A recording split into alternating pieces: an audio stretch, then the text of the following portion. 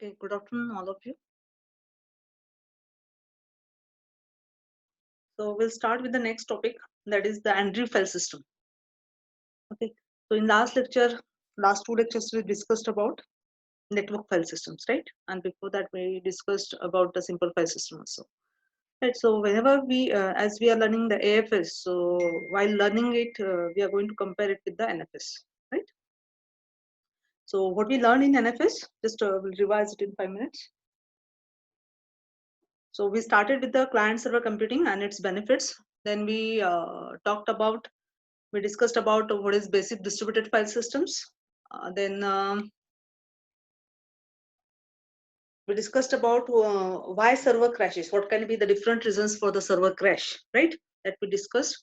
Then we discussed about what is the focus of NFS, that is simple and fast crash recovery. So the main focus of the NFS is fast crash recovery. And for that, it uses the key like the stateless server protocol. So then we discussed about stateful protocol and stateless protocol, right? So in stateless protocol, we know that the server does not keep track on anything like what the client is doing, right? Then we discussed about the file handles in NFS, right? So even we discussed about the file system which resides on the client side, the client file system which resides on the client side, how it maps the file descriptor into the file handles. So again, we discussed about the components of the file handles, right? So there are different components in the file handles of NFS, so like the volume ID, then the inode and the generation number, right? So here the volume ID is nothing but the uh, which informs the server which file system network refers to, because NFS may use the different file systems, right? So it gives you the volume of the file system, right? Then the inode, of course, which file in the partition the request is accessing, right? Then the generation number is, for example, when the inode is reused, so that time it will keep the track on it. So that is for the generation number. Then whatever, then we discussed about the important protocols. NFS is having the huge list of protocol, right? So like the get attribute, set attribute, then the lookup, read, write, create. So in the last lecture, we have seen how the lookup works and the lookup, read, write works, right? Then with this, we learned about how this protocol is turned into file system across the client side file system and the file server. Then we discussed about the idempotent operation, right? So how NFS server handles the failure, or NFS handles the server failure with the idempotent operation. So right. So like the idempotent operations are nothing but the when the effect of performing multiple operation is same as the effect of performing the single operation on a single time, right? Then we discussed about there are some operations like lookup, read, and write. So these are some kind of operation which are the idempotent operation. Then we discussed about the types of losses also, like the request loss, then the server down, and the reply from server lost, right? So again, this can be recovered by using the idempotent operation that we discussed. Then we talked about the client side caching. So for improving the client server communications, so how the client side caching will be done, right? So read caching and the write caching, right? But when the client side caching is done, it was having the problem like the cache consistency. And those problems we discussed in detail, like the cache consistency is having the two sub problems, like the update visibility and the state cache, right? And in the update visibility, we discussed about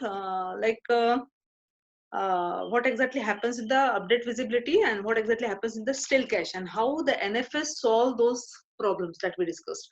Like update visibility problem, the NFS has given the solution like the flush on close, right? Means when the file is written to and subsequently closed by the client application, the client flushes all updates to the server, right? Then in cache tail, the solution which is given by the NFS is using the get attribute request. So what exactly happens in it? Before using the cached block, the client-side file system will issue a get attribute request to the server to fetch the file attributes, means which contains all the information about the file, like when it was last modified. And then it will check the time of the modification. If the time of the modification is recent, than the file which is fetched. So of course the client invalidates that file. And if the client sees that it has latest version of the file, so of course it will be use the cache contents, right? So that we discussed. Now we'll talk about AFS. that is Andrew file system. So again, the Andrew is the name of the scientist here.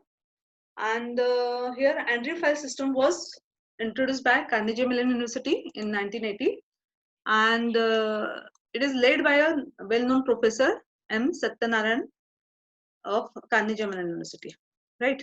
And the main goal of this AFS is scale, right? The scale is what? Scaling, right? So how can one design a distributed file system such that a server can support as many clients as possible? So it wants that that system should support more clients, or it should support the thousands of clients. So the main goal is scalability, right? The main goal of Andrew file system is scalability, right? It should support the maximum number of clients, right, for file transfer. Okay, so NFS is not scalable. So when we discussed about NFS, so it was not scalable. So why? What is the reason that it is not scalable? So in NFS, for example, the protocol forces client to check with the server periodically to determine if cache contents have changed, right? So each check needs server resources, including CPU and the network bandwidth. Of course, at every time, what happens? The protocol forces client to check with the server periodically to determine if the cache contents have changed, right? So every time, if you remember, we have seen this thing in the cache state, right? So before using the cache block, the client side file system will issue a get attribute request, right? Every time it is giving the request to the server. Is the file changed? Are there any modifications, right? Like this. So whenever or if there are number of clients are there and all are sending the request. So of course, which requires the CPU and the network bandwidth, right? So frequent checks will limit the number of clients, of course, as there are frequent checks are there. So of course, the server cannot entertain all kinds of requests, all the requests, right? So it limits the scalability. So because of that reason only, NFS is not scalable, right? In AFS, cache consistency is simple as compared to NFS. So we have seen the cache consistency problem in NFS in more detail. So just remember that in AFS, cache consistency is very much simple as compared to NFS. So here we are going to talk about AFS versions. So mainly we are going to talk about AFS version 1 and version 2. So first we'll discuss about AFS version 1. So of course AFS version is having some kind of problems, right? So because of that problems only, the AFS version 1 is not scalable. Then that problem will be removed by by doing some advancement, and then it is called as AFS version 2. And that AFS version 2 is nothing but a simple AFS. Okay, so in AFS version 1, original system called as the ITC distributed file system. So original system called as ITC distributed file system, nothing but AFS version 1. And AFS version 2 is simply called as AFS. Right. So all these AFS versions works on the basic principles. So it has some basic principles like whole file caching on the local disk of the client machine that is accessing the file. Right. What the basic principle says that it works on whole file caching on the local disk of the client machine. Means whenever the client requests for a file, so whole file will be cached on a client disk, right? So in this, when you open a file, the entire file is fetched from server and stored in a file on your local disk. So what happens whenever the open request is there, so whenever the client is executing the open request of the application program which is running on the client, so every time the whole file will be fetched from the server, right? The whole file will be fetched from the server and it will be stored on the client disk. So of course, whenever the whole file will get on the client side, so whatever the operations you can perform, whatever the subsequent operations you will perform on that file, so it will just like a local operations, like what are the operations like read, write operations are treated like a local operations, right? So that these operations requires no network communication. Of course, it does not require any network communication, and that's why it is too fast, because the whole file will reside in the local machine only, right? In the client side only. So finally, upon close, the file is flushed back to the server. See, it may happen that the client has made some changes into that file, right? Might be some files are overwritten, or might be he has done some changes into the file. So that update should need to be communicated to the server, right? So that's why whenever the client closes that file, that time if the client has made any changes into it, then that file will be flushed back to the server, right? So the last point is about the same thing. See, when we discussed about NFS, in that we did not say the NFS system cannot send the whole file, right? It only assesses the blocks, and whatever the files it will get, that blocks will reside in the cache, not on the disk, right? So that is the difference. Then the example, the same thing we'll see with this example. Like when a client application first calls open, so what exactly happens? The AFS client-side code will send the page protocol message to the server. So what will happen? Whenever client application first calls open. So for example, when the client application is running on the client side, suppose it will use the open system call. So when it uses the open system call, means it will send the fetch protocol message to the server. So client will send the fetch protocol message to the server. So when it will send fetch protocol message to the server, it will pass the entire path name to the desired file. So it will send the whole path. For example, client wants notes.txt file. So it will send the whole path of this file to the server, right? So here, file server ship the entire file back to the client. So of course, once it will receive the request, the server will send the whole file to the client, as I told you, right? Then the client cache the file on the local disk of the client, and then the subsequent operations like read, write will be performed, right? So the read and write call act just like a calls to a local file. Of course, this whenever you have a whole file with you, so of course these operations will be performed like a local operations, right? So finally, when finished, the AFS client checks if the file has been modified. And of course, if it is modified, it flushes the new version back to the server with a store protocol message.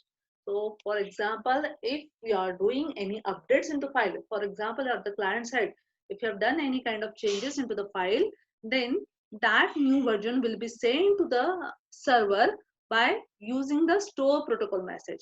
And when you use this store protocol message, that time also you have to use the whole path, right?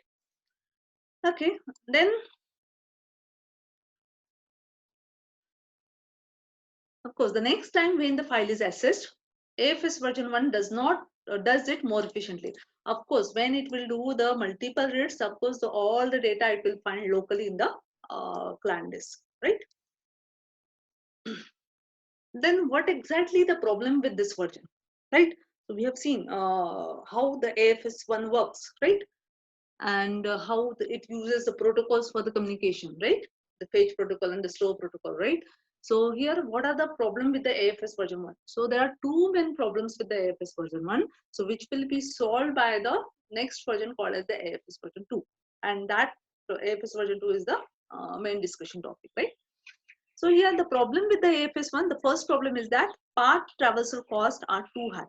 So you have seen, so whenever it wants to access the file, it wants to read the file, this notes.txt. So it is sending the whole path, right? Suppose there can be the multiple requests from multiple clients to the server.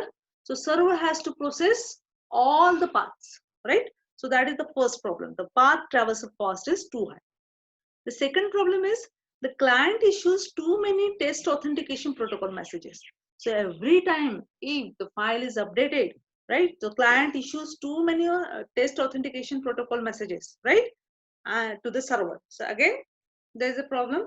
So in the AFS version 2, we are going to give the solution for both the problems, right? For the first problem, like the path traversal problem, the solution is given as a file descriptor or FID, file identifier descriptor will be the solution. So how it will be given, we'll discuss in more detail. And for the second problem, the solution will be the callback. So we'll discuss. So first we'll discuss about the problem. What is the first problem? That is the first problem is path traversal cost is too high. So when performing a fetch or store protocol request, the client passes the entire path name. So every time, whenever the client is communicating with the server by using AFS version 1, in AFS version 1, what happens? It processes, it is sending the whole path, and the server has to process the whole path, right? Server has to process the whole path. The server, in order to access the file, must perform a full path name traversal.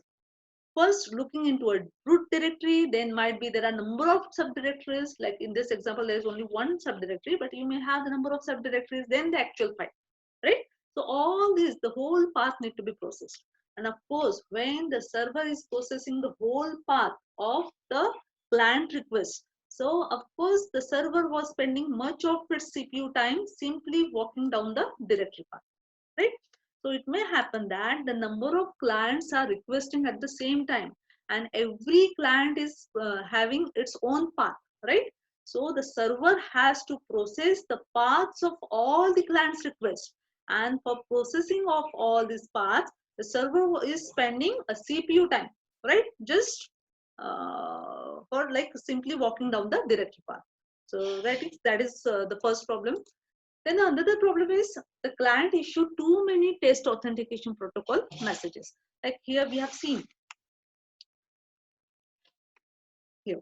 So like the client side code first contacts the server using the test authentication protocol message in order to determine whether the file has changed. So every time what will happen whenever the client accesses its cache, every time it will check has this file is modified by some other client or my, right? So every time it will check. So, and every time it will send for that, every time it will send the request to the server through the test authentication protocol message. So it is asking about the authentication of this file, right? And then the server might be saying like you have as we have discussed in the cache tail. So every time it is asking about the gate attributes, right? Every time the client is asking about the gate attributes request to the server. So it is similarly here in the AFS, it is test authentication protocol, right? So here, so much like an NFS, it is given over here. Much like an NFS and its overburdens of gate attribute protocol message, AFS version 1 generated a large amount of traffic to check whether a local file was valid with the test attribute protocol message, right? So all the clients are requesting to the server for the validation of their cache contents. Might be C1, C2 other two clients are there, right? And C1 wants to access, C1 want to use that file. The application which is running on the C1 wants to use that file. So it will send that request to the get attribute request to the server. As is that file changed or not, right? Is it a correct file or not, right? And then it will do the operation with that file. Right. So in this case, what is happening? Server spends much of their time telling the clients whether whether it was okay to use their cached copies or not. So server is busy for the validation of the files. So there will be every time what will happen, all the clients are requesting to the server to send the attributes of the file, and every time you find that key server is busy in processing those requests, right? So that is the second problem with the AFS version, right? So of course these two problems need to be solved, and in so that the protocol can be improved. So the next protocol we can say, or the next version of the AFS called as the AFS version 2, right? So both the problems will be solved by using the concept like FID and the callback. So that thing we'll see in detail. So how to design a scalable file protocol? So of course the goal of a AFS is scalability, as we have seen. In AFS version 1 also it tries to achieve the scalability, but it cannot achieve it as much efficiently, right? So some modifications is done in AFS 1, right? Whatever the problems we have seen, so that can be solved by using some concepts like FID and callback, and then it will these are introduced in AFS version 2, right? So here we'll discuss about how should one redesign the protocol to minimize the number of server interactions. That is, how could they reduce the number of test authentication messages? How these messages can be reduced, right? Further, how could they design the protocol to make this server interaction efficient? So by attracting both of these issues, a new protocol will result in a much more scalable version of AFS called as AFS version 2. Right? So in AFS version 2 introduces the notion of callback. As I told you, it has given the solution as a callback for too many test authentication protocol messages, right? So what is the solution is given? What solution is given? Just look at here. AFS version 2 introduces the notion of callback to reduce the number of client-server interaction. What exactly the callback here is? A server will inform the client when a file that the client is caching has been modified. So instead of all the clients are asking to the server, is the cache file is modified or not? So every time all the clients are asking to the server for the validation. But what will happen in AFS version 2? It will server will inform the client when a file that the client is caching has been modified, right? So of course the traffic will be reduced. Now the client no longer needs to contact the server to find out if a cached file is still valid or not, right? Then in AFS version 2, there is another problem was like path traversal cost was too high, right? So to reduce that path traversal cost, AFS version 2 introduces a notion called as FID, or called as file handler, right? Similar to NFS file handler. So we have seen in the NFS, there is a file handler, right? So when we use the open system call, it returns the file descriptor, and then NFS client-side file system maps that file descriptor into the file handler, right? So that we discussed, right? Sorry, again in the file handler we have three attributes we discussed, like the volume, inode, and the generation number, right? So similar to that, the NFS is having in the AFS it is having FID. So instead of path names to specify which file a client was interested in, right? So instead of specifying the whole path name, it uses the FID, right? Thus, instead of sending the whole path name to the server and letting the server walk the path name to find the desired file, the client will walk the path name. So instead of server will path the path name, server will walk the path name. Here the client will walk the path, right? And it will use that FID for a particular file or the directory. Just look at this example here. If a client accesses the file /home/remzi/notes.txt, then the file will first fetch the directory contents of home. The directory contents of the home will be fetched, then put them into the local disk cache and set up the callback for home. Similarly, the same process will be repeated for this remzi, right? The client will fetch the directory remzi, put it in the local disk, and then the callback on remzi will be done, right? So finally, the client will fetch actual file in which the client is interested, right? That is notes.txt, right? Caches this regular file in the local disk, set up the callback, and finally return a file descriptor to the calling application, and then it will return the file descriptor to the calling application. So how it will happen? Just look at this. Here the client server communication is given in more detail. Now just look at here. Here's a client and here's a server. So you can look at here, if the client, the application which is running on the client wants to perform some operations, of course, it uses whatever the operations it has to perform, might be reading or writing. So first thing, it has to open the file, that we know, right? So it uses the open system call. So we know that when it uses the open system call, just look at here, it has given the whole path, right? As it is interested in notes.txt file, and it is returning the FD file descriptor. Now just look at here. It uses the fetch command we have seen earlier in the AFS version 1. It uses the fetch command, and in fetch command it transfers the whole path name. So now in the AFS version 2, instead of sending the whole path, it will send the home FID and the directory name. Then the server will receive the fetch request. Then it will look for remzi in remzi directory in home directory, and then establish a callback on remzi. Then it will establish a callback on the remzi. So we know that callback means the server will inform the client when the file which the client is caching is modified. So whenever the file is modified, then the server will inform to the client, right? So that's why it is establishing a callback on C1. So establishing a callback is the job of server here, right? Then return the remzi's contents and the FID. Then the C1 receives the fetch reply. Then it will write the remzi to the local disk cache. Then record callback status of remzi and send fetch remzi FID with actual file. Right, this is the subdirectory FID FID of the subdirectory and the actual file. Then it will receive the fetch request, look for the actual file in the RAMZ directory. Then it will establish the callback on this actual file. So look at here, for this example, here the callback on the subdirectory is also established and the callback on this actual file is also established. Then it will return the contents of this file and the file identifier.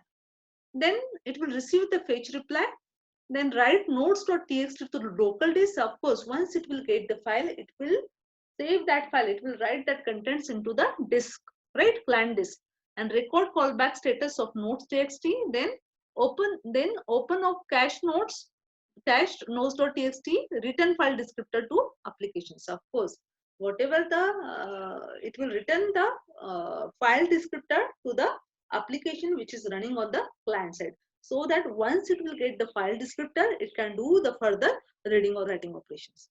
So this is the next. Like, then of course it will perform the read operation. So it is taking the attributes like FD, buffer, and the max, performs the local read on the cached copy. So of course the whole copy of the file is available on the client machine, right? So it will perform the local operations, right? Like there might be the reading or the writing, right? So then it will close the file. Now just look at here, when it will open the file for each directory like home and the RAMZ, if callback of directory is valid, so every time it will check the callback, right? The callback for what the callbacks are established by the server, right? The callbacks are established on the subdirectories as well as on files, right? Here you have seen, you can see. Now, if callback of directory is valid, use local copy of lookup directory. Else, you need to do all the operation. Again, you need to fetch, right? Updates, right? You need to do all this operation again. In the previous slide, we have seen how it is as a store protocol, right? And similarly, if the callback of nodes is valid, so open the local cached copy, return the file descriptor to it. Else, it has to repeat whole process, right? So in this way, client and server communication can be done in AFS version 2, or you can say simply in AFS. So the next point is about the cache consistency. So here, when we discussed the NFS, there were two aspects of cache consistency we considered: update visibility and cache tail. So we discussed that thing in detail, like what exactly happens in the update visibility and what exactly happens in the cache tail. And the NFS has given the solution, like for update visibility, it has given the solution like flush and close, right? We discussed in the last lecture. And for cache tail, it has given the solution like using a get attribute request, right? So here, the cache consistency in AFS is very simple as compared to NFS. So because of callbacks and the whole file caching, the cache consistency provided by AFS is easy to describe and understand. So we'll not go in much details of it. Just remember that here consistency between the processes on different machines. So it breaks the callbacks and the consistency between the processes on same machine. So there are two aspects of it. Then the next topic is about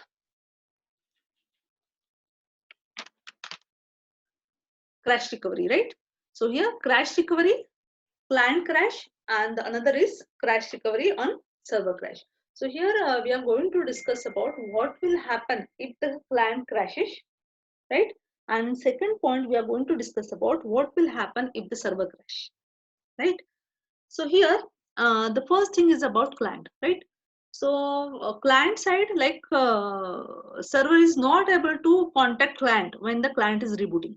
So it may happen that the client is not live, or it is rebooting, and at that time and server is trying to contact to the client. So of course, because of the client is crashed, because of it is rebooting, it cannot process the server's request, you can say. Might be in this case, of course, it is a callback, right? So here the same thing is given, like while C1 is not available, like here C1 is nothing but a client one, we can say while C1 is not available, S is nothing but a server here. S may have tried to send it one or more callbacks recall message. So we know that the requests which are going, or the messages which are going from server to the clients are nothing but the callbacks, right? Because all the callbacks are resides in the server, right? So for example, imagine C1 had file F cached on its local disk and C2 has another file, which is updated F, right? This causing us to send messages to all clients caching the file to remove it from their local caches. So what is happening here? Client may miss the critical messages. In this situation, it may happen that the client, because of that the client is rebooting, so the client may miss some critical messages. So for next access to the file, client should first ask the server, right? When uh, after booting up, for the next access to file, the client should first ask the server whether the cached copy of a file is valid. Are there any changes done into it? So it will ask to the server whether the cached copy of a file is valid, right? If it is not valid, what will happen? Client has to fetch the new version of a file from the server. The client has to fetch the new version of a file from the server. If the if the file which is in the client cache is not valid, if it is valid, of course it will use the local copy, right? So then the another is crash recovery in case of server crashes, right? So it may also happen that the server is crashed, right? So we know that all the callbacks are kept in memory, right, in the server, right? So if you have seen here in this example we discussed here, all the callbacks are stored in the server, right?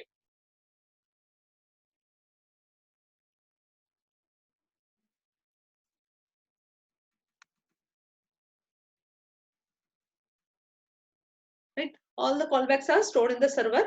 And when the server crash, right, when the server crash, what will happen? And all the callbacks are saved in the server's memory, right? All the callbacks are saved in the server's memories. In that case, how the recovery will happen? Like the server send a message to each client when it is up, right? When it is rebooted, we can say it will send a message to all the clients, see, I'm up now. Then, or what is the other thing? What is the other case of recovery? Client will check periodically that the server is alive or not. So all the clients will check periodically, is the server alive or not, and in this way the crash recovery will be done, right? So this is all about AFS. So just summarize in short. So what we discussed in AFS, the AFS is nothing but the Android file system, right, which is invented by Carnegie Mellon University in 1980s, right? Then what we discussed about the difference between the AFS and NFS, right? Then we discussed about two versions of, first we discussed about the principle of AFS. What is the principle of AFS is? Principle of AFS is whole file caching. Whenever the client requests any of the file, the whole file will be fetched from the server and it will reside on the client disk, and then the further operations will be done locally. But in case of NFS, what happened? What happens? The blocks will be fetched, right? And it is stored in the client's cache, right? That we discussed. Then we discussed about the problems with AFS, like the path traversal costs are too high, and the solution which is given by the AFS is the FID, use the file identifier. And the another problem of the AFS version 1 was like the client issues too many test authentication protocol messages, right? And for that, the solution which is given by the AFS is callback, right? So then we discussed about the cache consistency, and then we discussed what is the difference in cache consistency in NFS and the AFS. So in AFS it is much simple as compared to NFS. And then crash recovery, we discussed about what will happen if the client crashes, and what will happen if the server crashes, how the recovery will be done in each case, right? So that is all about the AFS. Any questions on this?